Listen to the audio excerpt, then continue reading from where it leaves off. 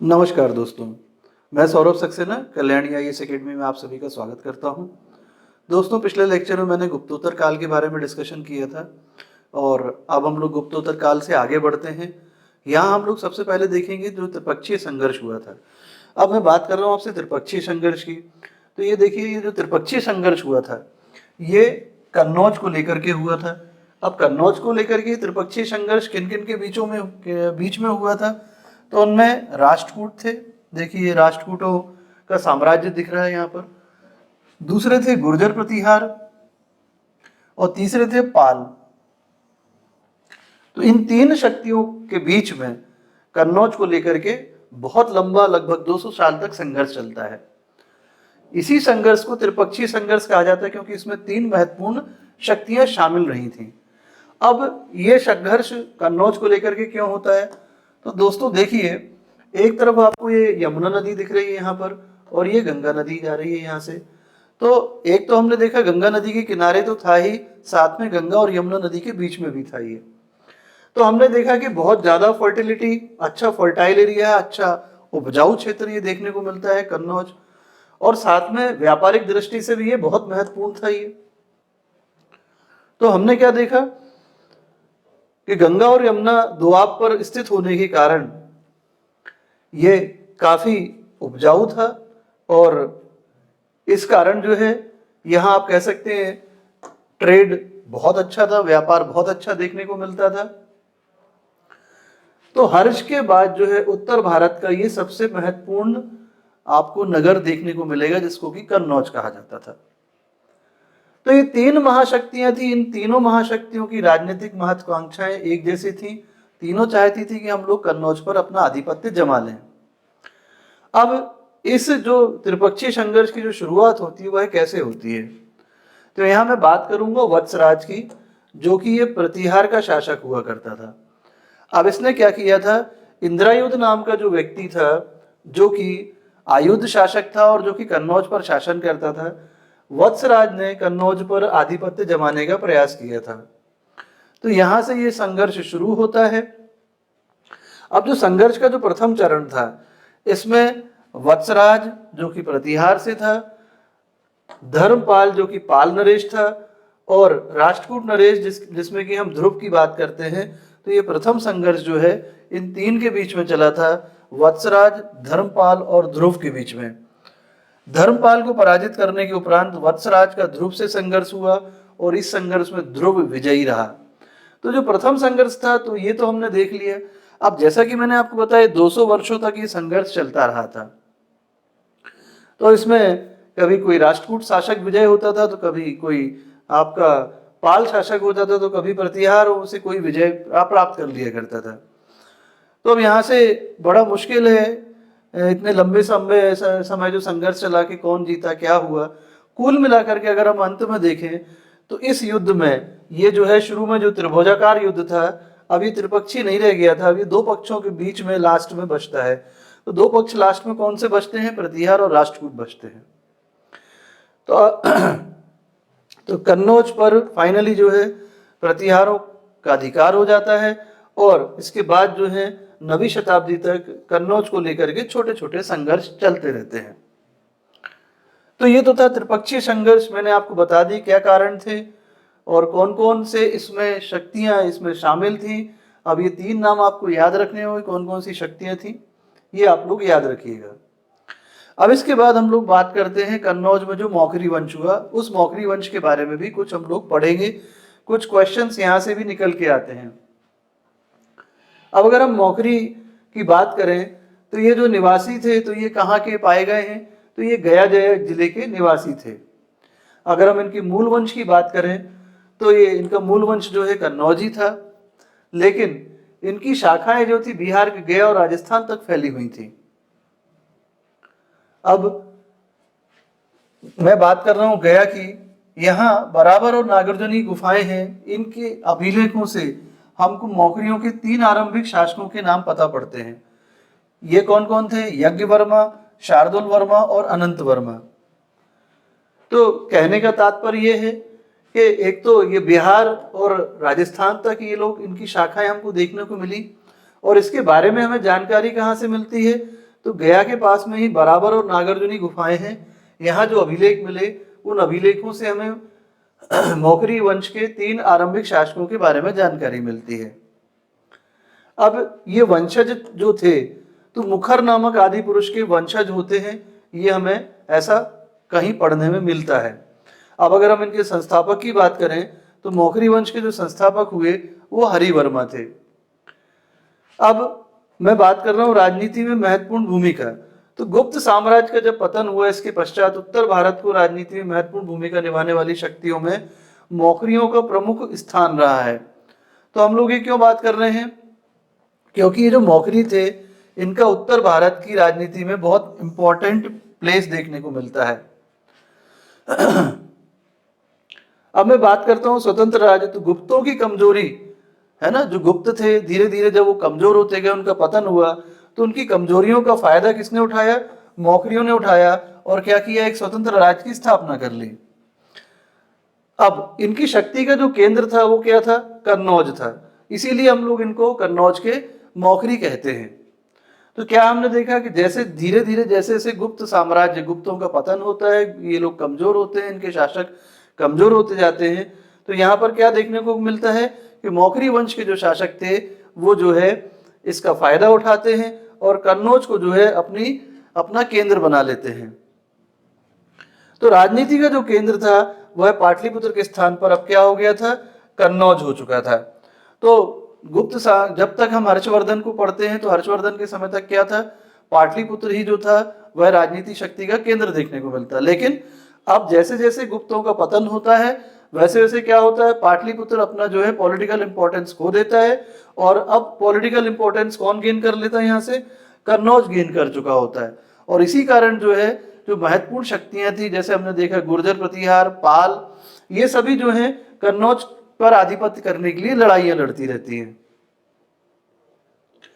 अब मौखरी वंश में ईशान वर्मन नाम का व्यक्ति था, इसके लिए कहा जाता है कि प्रथम शक्तिशाली राजा था इस वंश का। इसी ने जो है महाराजाधिराज की उपाधि भी धारण करी थी और अपने नाम के सिक्के भी चलाए थे। अगर हम बात कर रहे हैं ईशान वर्मन की, तो इस शासक का जो अभिलेख हराहा, ये बाराबंकी उत्तर प्रदेश से मिलता है।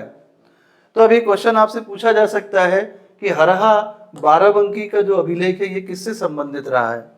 तो हराहा बाराबंकी का अभिलेख ईशान वर्मन जो कि मौखरी वंश का प्रमुख शासक रहा है उसी से संबंधित है। उस अभिलेख से मैं इस राजा के व्यक्तित्व और कृतित्व के बारे में हमको जानकारियां मिलती हैं। तो हराहा का बाराबंकी का अभिलेख बहुत इंपॉर्टेंस रखता है हमारे लिए। इस अभिलेख से हमें क्या पता पड़ता है कि ईशान वर्मन ने गोंडों और आंध्रों को भी पराजित किया था और संभवतः मगध पर भी अपना अधिकार जमा लिया था। तो हम ये देख रहे हैं यहाँ पर कि ईशान वर्मन ने जो है मौखरी वंश के साम्राज्य विस्तार के लिए भी कोशिशें की थी। अब ईशान वर्मन के बाद कुछ और शासक भी बीच में आए, तो हम लोग उन शासकों के बारे में नहीं देखेंगे। अब हम लोग जो अंतिम जो शासक हुआ जिसका नाम ग्रहवर्मन था उसके बारे में देखेंगे। तो आपसे पूछा जाए मौखरियों का जो अंतिम राजा था तो वह कौन था, वह ग्रहवर्मन था। अब मैं यहाँ पर बात कर रहा हूँ शशांक की।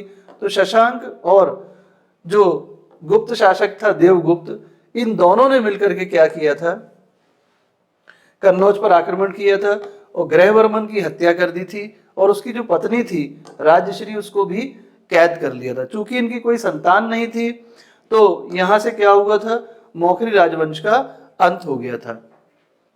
तो हमने क्या देखा कि अंतिम शासक जो है मौखरी वंश का ग्रहवर्मन हुआ, इसकी हत्या कर दी जाती है शशांक और देवगुप्त के द्वारा और इसकी पत्नी को कैद कर लिया जाता है। चूंकि इनकी कोई संतान नहीं थी, यहाँ से मौखरी वंश खत्म हो जाता है। अब हम लोग बात करेंगे गुर्जर प्रतिहार की, जो कि त्रिपक्षीय संघर्ष में भाग लेने वाला एक महत्वपूर्ण आप कह सकते हैं प्रांत था, राज्य था या एक शक्तिशाली गुट था। तो यहाँ हम बात कर रहे हैं पुलकेशिन द्वितीय के ऐहोल लेख से। इससे हमें गुर्जर जाति के सर्वप्रथम जानकारी मिलती है। हरिचंद्र, अब आपसे अगर पूछा जाए कि गुर्जर प्रतिहार वंश की स्थापना किसके द्वारा की गई थी, तो वह स्थापना हरिचंद्र नामक राजा के द्वारा की गई थी। अब इसके बाद हम लोग पढ़ेंगे नागभट्ट प्रथम के बारे में। तो अगर आपसे पूछा जाए कि गुर्जर प्रतिहार वंश का वास्तविक महत्वपूर्ण शासक कौन था, तो वह और कोई नहीं था, वह नागभट्ट प्रथम ही था। नागभट्ट प्रथम ने अरबों से तो लोहा लिया ही था और साथ में पश्चिमी भारत में एक शक्तिशाली राज्य भी स्थापित किया था। अब मैं बात कर रहा हूं ग्वालियर प्रशस्ति अभिलेख की। तो इस अभिलेख से हमें पता पड़ता है कि मलेच्छों का जो है इसने नाश किया था और इसीलिए इसको मलेच्छों का नाशक भी कहा जाता है। तो अब क्वेश्चन बनता है आपको कि मलेच्छों का नाशक किसे कहा जाता है, या इसके संबंध में हमें जानकारी कहाँ से प्राप्त होती है। तो इसके संबंध में हमें जानकारी ग्वालियर प्रशस्ति अभिलेख से प्राप्त होती है। अब मैं बात कर रहा हूँ वत्सराज की, जो कि इस वंश का चौथा शासक हुआ और प्रतिहार साम्राज्य का ये वास्तविक संस्थापक माना जाता है। वत्सराज, इसके बारे में भी हमने कुछ देर पहले भी पढ़ा था। इसने पाल शासक धर्मपाल को पराजित किया था, लेकिन जो राष्ट्रकूट शासक था ध्रुव, उससे ये पराजित हो गया था। तो ये क्वेश्चन एक दो बार एग्जाम्स में आया है कि जो वत्सराज था इसने किसको पराजित किया था या ये किससे पराजित हो गया था। तो आपको याद रखना होगा कि ये ध्रुव से तो पराजित हुआ था, लेकिन धर्मपाल को इसने पराजित किया था। अब वत्सराज के बाद हम लोग बात करेंगे नागभट्ट द्वितीय की। तो ये वत्सराज का ही पुत्र था नागभट्ट द्वितीय, और इसने कन्नौज पर अधिकार करके उसे प्रतिहार साम्राज्य की राजधानी बना लिया था। तो अब यहाँ से फिर से आपको क्वेश्चन बन जाता है कि किस शासक के द्वारा जो है कन्नौज पर अधिकार करके उसको राजधानी बनाई गई थी। तो वह था नागभट्ट द्वितीय। तो ये बात याद रखिएगा आप लोग गुर्जर प्रतिहार वंश से संबंधित। अब मैं बात करूंगा मिहिर भोज नामक शासक की। तो ये इस वंश का सर्वाधिक महत्वपूर्ण शासक हुआ। भोज को अपने समय में दो शक्तियों का सामना करना पड़ा था। एक थी पाल नरेश देवपाल और दूसरा हुआ राष्ट्रकूट नरेश ध्रुव।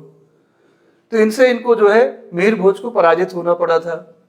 अब अगर आपसे पूछा जाए कि भोज जो है कौन से धर्म का अनुयायी था, तो ये वैष्णव धर्म का अनुयायी रहा है। अब इसने आदिवरह और प्रभास जैसी उपाधियां ली थी। ये बहुत इंपॉर्टेंट है, आप लोग याद रखिएगा। आपसे क्वेश्चन पूछा जा सकता है मिहिर भोज के बारे में कि इसने कौन सी उपाधियां धारण करी थी। तो आदिवरह और प्रभास जैसी उपाधियां इसने धारण करी थी। अब चूंकि हम लोग एमपीपीएससी से संबंधित यहाँ पर जानकारियां ज्यादा ध्यान से पढ़ते हैं, तो इसने राष्ट्रकूट शासक कृष्ण द्वितीय को हराया था और मालवा प्राप्त कर लिया था। तो अब क्वेश्चन फिर से आपको यहाँ पर पूछा जा सकता है कि राष्ट्रकूट शासक कृष्ण द्वितीय जो था वो किसके द्वारा पराजित हुआ था। तो वह था भोज इटसेल्फ। ठीक है ना। तो मालवा और गुजरात पर जो है राष्ट्रकूटों का वास्तविक जो है प्रभुत्व हमको देखने को मिला था। अब मिहिर भोज के बाद हमको देखना होगा महेंद्रपाल प्रथम के बारे में। तो उसका पुत्र जो है मिहिर भोज के बाद उसका पुत्र महेंद्रपाल प्रथम जो है यहाँ का शासक बनता है। अब ये क्वेश्चन बहुत एग्जाम्स में आया है। परम भट्टारक, ये उपाधि जरूर याद रखिएगा, महाराजाधिराज और परमेश्वर। तो ये परम भट्टारक, ये इंपॉर्टेंट मैं आपको यहाँ पर मार्क कर दे रहा हूँ, ये जरूर आप लोग याद रखिएगा। परम भट्टारक नाम की जो है उपाधि किसके द्वारा ली गई थी, तो आपको ध्यान रखना होगा महेंद्रपाल प्रथम के द्वारा। और साथ में इसने राष्ट्रकूट शासक इंद्र तृतीय को भी पराजित किया था। तो ये क्वेश्चन भी दोस्तों कई बार एग्जाम्स में आ चुका है। ये पूछा गया है कि राष्ट्रकूट शासक इंद्र तृतीय को किसने पराजित किया था। लेकिन कश्मीरी शासक से ये युद्ध में पराजित हो गया था। अब कौन सा क्या शासक था ये हमको पढ़ने को नहीं मिलता है। अब यहाँ से एक क्वेश्चन और इम्पोर्टेंट निकल के आता है राजशेखर के बारे में। तो इनकी राज्यसभा में एक प्रसिद्ध विद्वान राजशेखर, जो कि इनके राजगुरु ही थे, वो यहाँ पर इनके दरबार में रहा करते थे। अब राजशेखर ने क्या क्या, तो कर्पूर मंजरी, काव्य मीमांसा और हरविलास, इन तीनों ग्रंथों की रचना करी है। ये याद रखिएगा आप लोग। आपसे ये इंडिविजुअली क्वेश्चन भी पूछा जा सकता है कि कर्पूर मीमांसा किसका है, तो राजशेखर का है। काव्य मीमांसा किसने लिखा है, तो राजशेखर। और हरविलास की रचना किसने करी है, तो राजशेखर। यहाँ से ये आपको बहुत इंपॉर्टेंट क्वेश्चंस निकलते हैं। तो यहाँ मैं आपको फिर से एक बार पॉइंट आउट करा दे रहा हूँ। आदिवराह की उपाधि हो गई, परम भट्टारक की उपाधि हो गई, इंद्र तृतीय को पराजित करने वाला व्यक्ति कौन था, और राजशेखर किसके दरबार में थे, और राजशेखर की जो रचनाएं हैं, कर्पूर मंजरी, काव्य मीमांसा और हरविलास, ये आपको याद रखना होंगे इस वाले पेज से।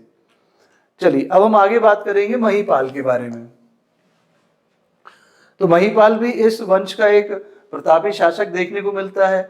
इसके शासन काल में आपने अल मसूदी का नाम यदि सुना हो, ये बगदाद का रहने वाला व्यक्ति था।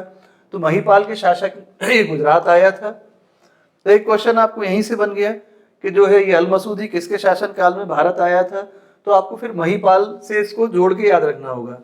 तो महिपाल को जो है शांति और समृद्धि का जो है इनका जो शासन काल है वो शांति और समृद्धि का रहा है।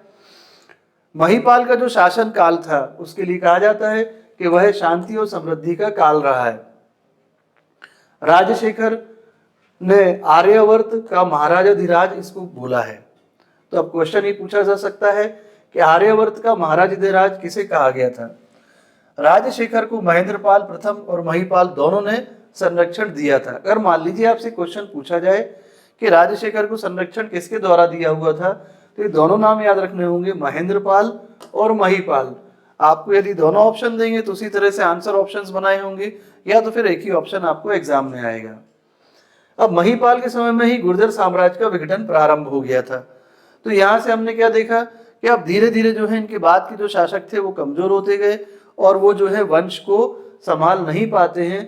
तो महिपाल के समय से ही आप कह सकते हैं कि यहाँ से गुर्जर साम्राज्य का, तो अब इनके बाद हमें महेंद्रपाल द्वितीय, देवपाल, विनायक पाल द्वितीय, महिपाल द्वितीय, विजयपाल, इतने सारे शासक जो हैं प्रतिहार साम्राज्य में देखने को मिलते हैं और जो है साम्राज्य टूटने लगता है, धीरे धीरे इसका भी पतन हो जाता है। अब 963 ईस्वी में राष्ट्रकूट शासक कृष्ण तृतीय ने उत्तरी भारत पर आक्रमण किया और प्रतिहार राजा को पराजित कर दिया।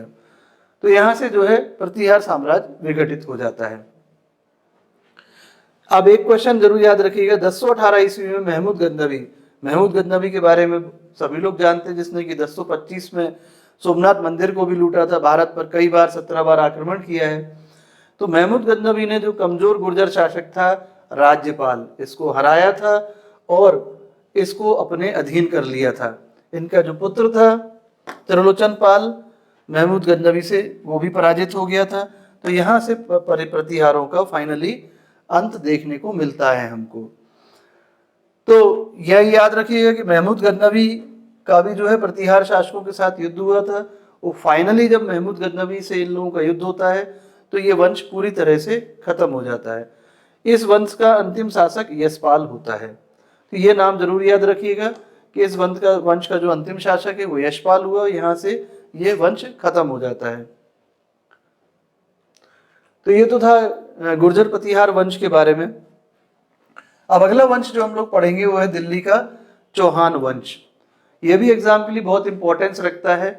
तो अगर हम इसकी बात करें, प्रारंभिक इतिहास की बात करें, तो विग्रहराज द्वितीय के हर्ष, जो कि जयपुर राजस्थान, ये एक प्रस्तर अभिलेख है। क्या है? विग्रहराज द्वितीय का हर्ष प्रस्तर अभिलेख और सोमेश्वर के समय का बिजौलिया प्रस्तर अभिलेख।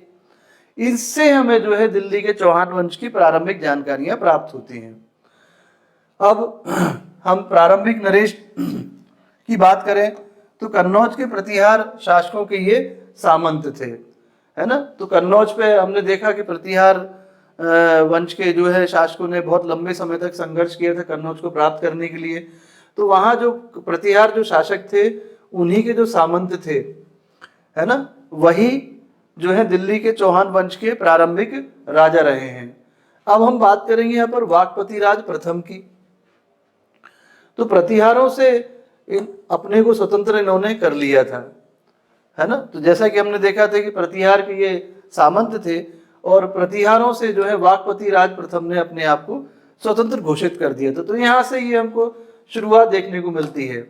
इसके बाद सिद्धराज की हम बात करेंगे। सिद्धराज यहाँ का शासक हुआ। तो इसी का जो पुत्र था सिद्धराज, उसने अपने राज्य का विस्तार किया और अब उसने महाराजाधिराज की उपाधि ले ली।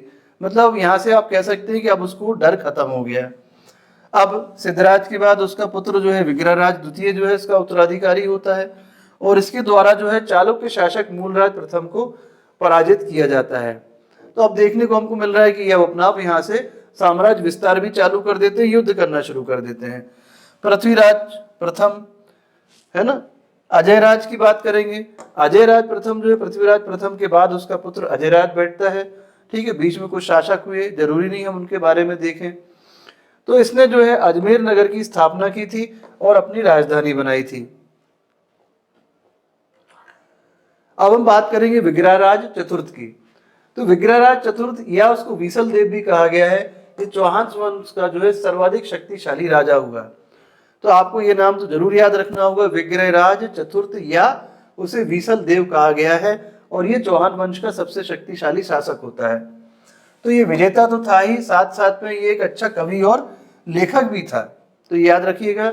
अब इसने जो है हरिकेल नाम का एक संस्कृत नाटक भी लिखा है, बहुत इंपॉर्टेंट है दोस्तों। ये क्वेश्चन बहुत बार एग्जाम्स में आया है कि हरिकेल नामक संस्कृत में नाटक जो है किसके द्वारा लिखा गया है, तो विसल देव या विग्रहराज चतुर्थ आपको टिक करके आना होगा। तो 2.5 दिन का झोपड़ा, इसके बारे में आप लोगों ने सुना पड़ा होगा। तो 2.5 दिन के झोपड़े की दीवारों पर जो है इस नाटक के अंश हमको लिखे हुए देखने को मिलते हैं। इसके दरबार में सोमदेव भी रहा करता था, विग्रहराज चतुर्थ या विसल देव के दरबार में सोमदेव रहता था। अब इसने जो है ललित विग्रहराज नामक एक ग्रंथ लिखा है। देखिए फिर से आपको यहाँ से एक इंपॉर्टेंट क्वेश्चन मिल गया। एक क्वेश्चन ये मिल गया हमको कि सोमदेव किसके राज दरबार में रहता था, तो विग्रहराज चतुर्थ या विसल देव के दरबार में रहता था। और इसने क्या लिखा है, तो ललित विग्रहराज नामक एक ग्रंथ लिखा है। अब हम बात करेंगे पृथ्वीराज तृतीय की, बहुत इंपॉर्टेंट है आपके हिस्ट्री में इसका नाम।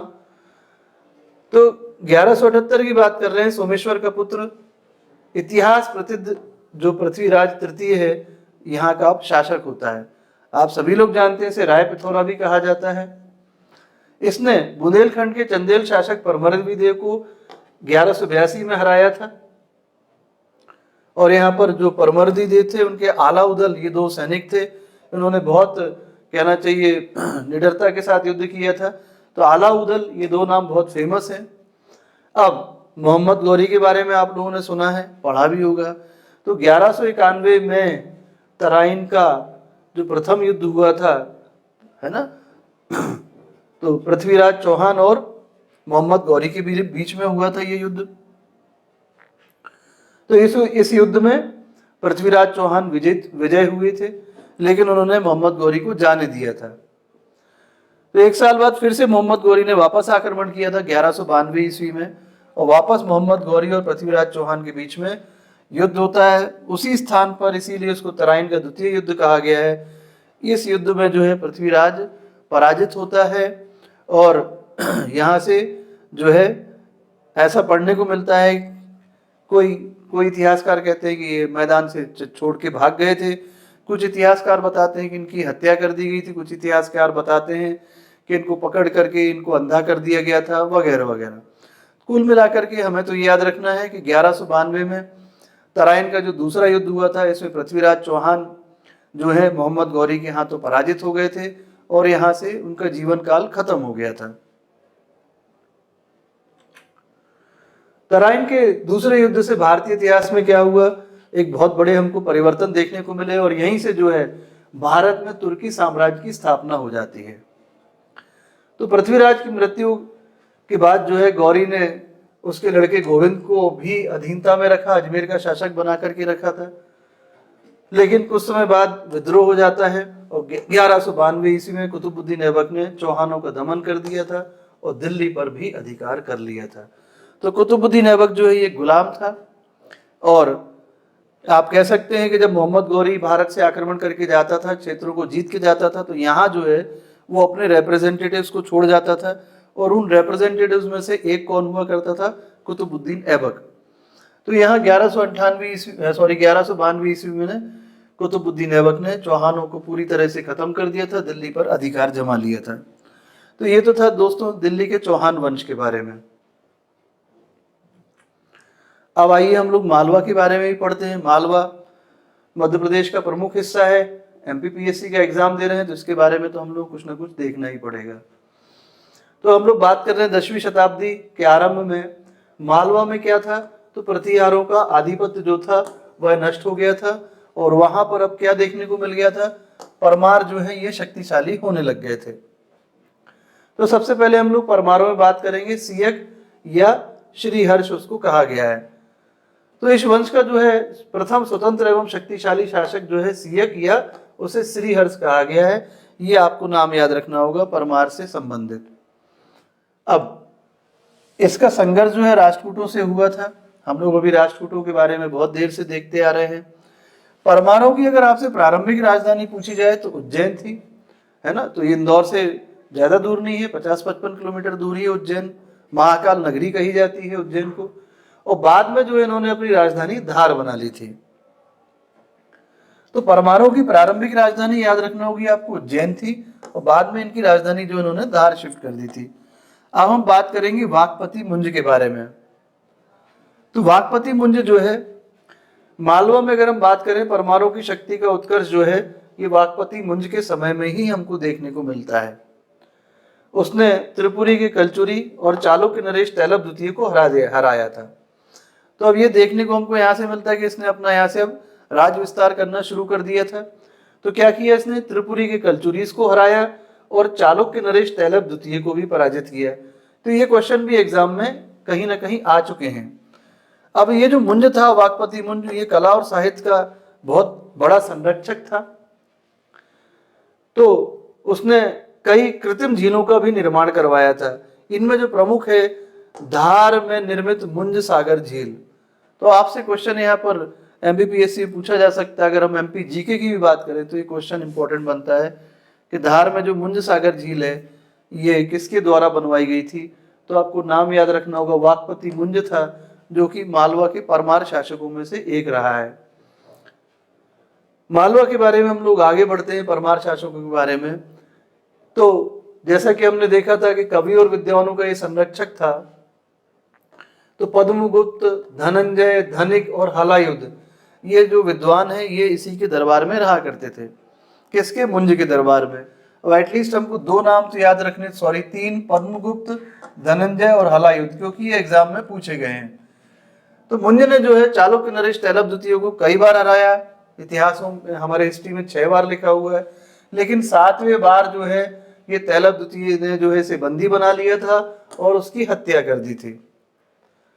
तो ये क्वेश्चन फिर से हमारे लिए एमपीपीएससी के लिए इंपॉर्टेंट बनता है कि मुंज जो है उसका फाइनली कैसे जो है वो हारा था। तो तैलभ द्वितीय से जो है वाकपति मुंज हार गया था और तैलभ द्वितीय ने इसकी हत्या कर दी थी।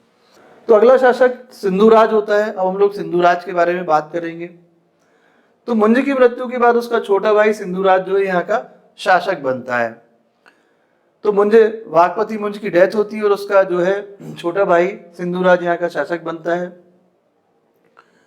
अब हम क्या देखते हैं कि पद्मगुप्त जो था ये मुंज और सिंधुराज दोनों का ही राजकवि था। अब मान लीजिए आपसे क्वेश्चन पूछा जाए पद्मगुप्त के बारे में, तो आपको दोनों नाम याद रखने होंगे। ये वाकपति मुंज के समय में भी और सिंधुराज के समय में भी ये राजकवि रहा है। अब सिंधुराज के बाद हम लोग भोज के बारे में पढ़ेंगे। तो ये सबसे प्रसिद्ध राजा हुआ है भोज राजा।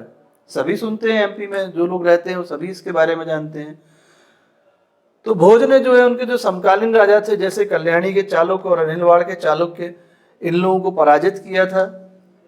कुल मिला के यहाँ देखना, यहाँ ये लाइन मैंने इसलिए लिखी, बात आपको इसलिए बता रहा हूँ क्योंकि भोज ने भी अपने साम्राज्य विस्तार को जारी रखा था। लेकिन जो चंदेल शासक थे विद्याधर, इनके हाथों ये पराजित हो गए थे। तो अब हमारे लिए इंपॉर्टेंट क्वेश्चन क्या बनता है, आपको ये नहीं याद रखना है, यहाँ से आपको याद ये रखना है कि किसके हाथों पराजित हुए थे। तो जो भोज जो है ये विद्याधर के हाथों जो है ये पराजित हो गए थे। अब इनके शासन के अंतिम वर्ष में ये गुजरात के चालुक्य नरेश भीम प्रथम तथा कलचुरी नरेश लक्ष्मी कर्ण ने इन्होंने एक संघ बनाया था और मालवा पर आक्रमण कर दिया था। ठीक है, कौन कौन, चालुक्य नरेश भीम प्रथम थे और कलचुरी नरेश लक्ष्मी कर्ण थे। इन लोगों ने एक संघ बनाया और मालवा पर आक्रमण किया और उसकी जो राजधानी धार थी उसको खूब लूटा। इसी युद्ध के दौरान जो है राजा भोज की मृत्यु भी हो जाती है। तो अब एमपीपीएससी के लिए आपको ये जरूर याद रखना होगा कि राजा भोज जो है किनके हाथों हारे थे, या इस समय जो है धार की स्थिति जो ये इतनी खराब हुई थी। तो आपको भीम प्रथम और कलचुरी नरेश जो थे लक्ष्मीगढ़, इन दोनों ने जो है संघ बना करके राजा भोज पर आक्रमण किया था और यहाँ से जो है राजा भोज का जीवन काल खत्म हो जाता है। भोज ने कविराज की उपाधि धारण कर रखी थी, कविराज के नाम से भी ये फेमस थे। अब मैं बात करूं जैसे चिकित्सा शास्त्र, खगोल शास्त्र, धर्म, व्याकरण, स्थापत्य शास्त्र आदि पर 20 से अधिक ग्रंथों की रचना भी राजा भोज के द्वारा की हुई थी। इनके द्वारा लिखित ग्रंथों में अगर हम देखें तो आयुर्वेद सर्वस्व एवं स्थापत्य शास्त्र पर समरांगण सूत्रधार इंपॉर्टेंट रहा है। तो ये दो नाम आपको याद रखने होंगे, आयुर्वेद सर्वस्व और समरांगण सूत्रधार, ये दोनों नाम इंपॉर्टेंट हैं। इसके अतिरिक्त सरस्वती कंठाभरण, सिद्धांत संग्रह, योग सूत्र, राज मार्तंड, विद्या विनोद, युक्ति कल्पत्रु, चारु चर्चा, आदित्य प्रताप सिद्धांत आदि ये भी प्रमुख रहे हैं। अब मैं इसमें से भी आपको टिक कर देता हूं जो आपको याद रखना ही है, सरस्वती कंठाभरण, सिद्धांत संग्रह और योग सूत्र, ये जरूर आपको याद रखना है।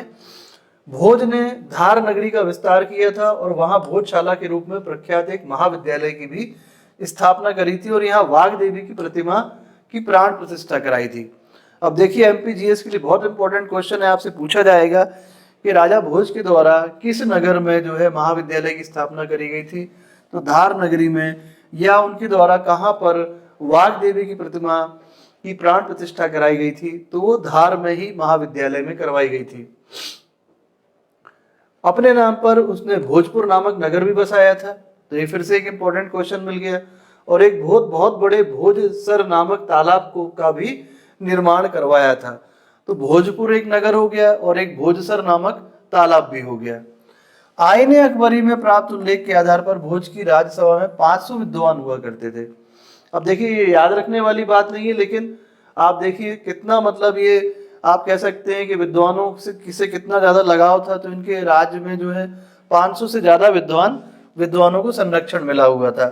तो अंत कैसे हुआ भैया, 1305 में अलाउद्दीन खिलजी ने मालवा पर आक्रमण किया और उसे दिल्ली सल्तनत में मिला लिया। अब ये बात आपको याद रखनी होगी कि मालवा जो है अंततः क्या हुआ उसका हर्ष, मालवा कहाँ जाके मिल गया, तो मालवा जो है ये दिल्ली सल्तनत का हिस्सा बन गया था। अब हम लोग पढ़ेंगे गुजरात अनिलवाड़ के चालुक्यों के बारे में। तो सबसे पहले हम बात करेंगे मूलराज प्रथम के बारे में। तो ये इसका संस्थापक था, इसने अनिलवाड़ को अपनी राजधानी बनाई थी। तो ये दोनों बातें आपको यहाँ से इंपॉर्टेंट हो गई, इसका संस्थापक कौन था और इसकी राजधानी क्या थी। तो गुजरात के जो चालुक्य थे तो हम लोग उनको अनिलवाड़ से ही याद रखते हैं। गुजरात अनिलवाड़ के चारक चालुक्य थे और इनका संस्थापक मूलराज प्रथम था। इसके बाद हम बात करेंगे भीम प्रथम के बारे में, जो कि इस वंश का सबसे शक्तिशाली शासक हुआ था।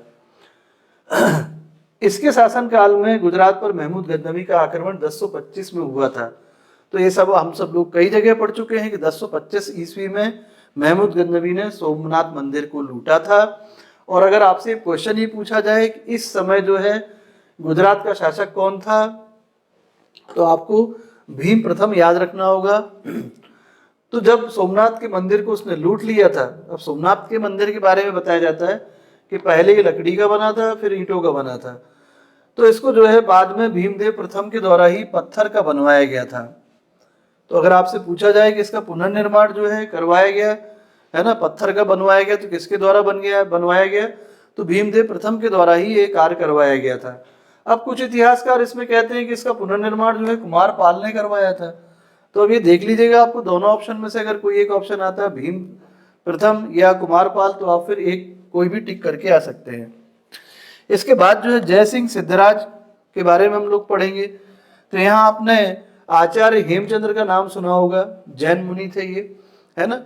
तो इनको अपने दरबार में इन्होंने संरक्षण दिया हुआ था और इसने आबू पर्वत पर एक मंडप भी बनवाया था। तो जय सिंह सिद्धराज से आपको हेमचंद्र को कोरिलेट करके याद करना होगा।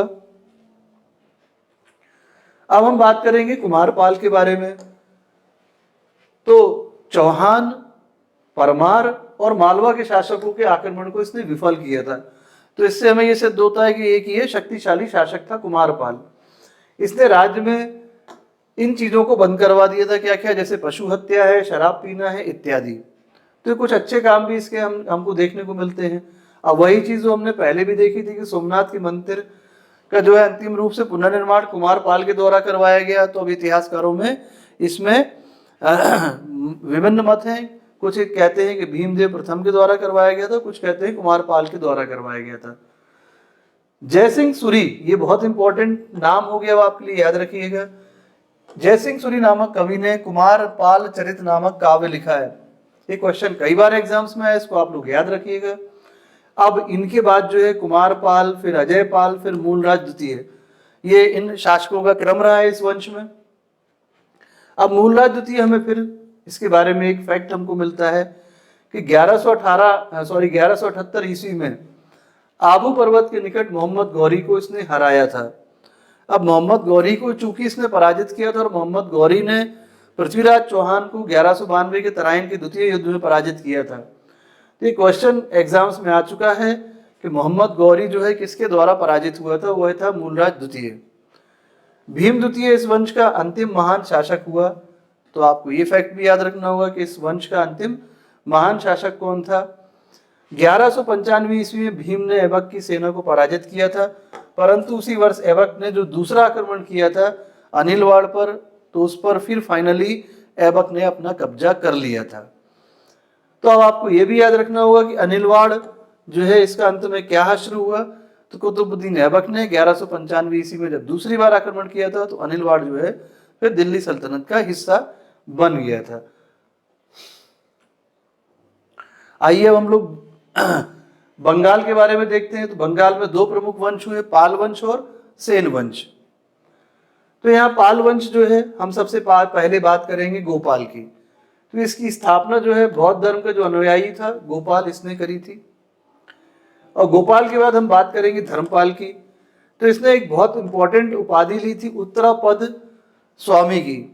तो एग्जाम्स में पूछा गया है और लेखों में इसे परम सौगात कहा गया है। इसने जो है विक्रमशिला और सोमपुरी में प्रसिद्ध विहारों की स्थापना भी करी थी। तो आपसे क्वेश्चन पूछा जा सकता है कि विक्रमशिला और सोमपुरी में किसने विहारों की स्थापना करी है, तो वह धर्मपाल था। अब इसकी राज्यसभा में जो है हरिभद्र जो है एक बौद्ध लेखक थे, ये निवास किया करते थे। तो फिर से आपको एक इंपॉर्टेंट क्वेश्चन मिल गया यहाँ पर हरिभद्र का।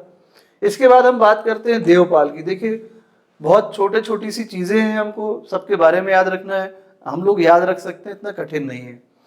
देवपाल, इसके द्वारा उदंतीपुर बिहार के प्रसिद्ध बौद्ध मठ का निर्माण करवाया गया था। बहुत इंपॉर्टेंट क्वेश्चन है, कई बार एग्जाम्स में आ चुका है। उदंतपुरी विहार में जो है बौद्ध मठ है, किसके द्वारा बनवाया गया था, तो वह देवपाल के द्वारा बनवाया गया था। अब क्रमशः इनके बाद विग्रहपाल, नारायण पाल, महीपाल प्रथम, ये यहाँ के शासक होते हैं पाल वंश के। अब महीपाल की मृत्यु के बाद जो है पाल वंश की अवनति, यहाँ से इसका पतन शुरू हो जाता है। अब देखा हमने क्या देखा कि इनका जो है बहुत लंबा शासन काल रहा है, 400 वर्ष का लंबा शासन काल रहा है। तो पाल वंश ने जो बंगाल की राजनीतिक और सांस्कृतिक जो है दोनों ही दृष्टि से बंगाल का विकास किया था। ये तो था पाल वंश के बारे में।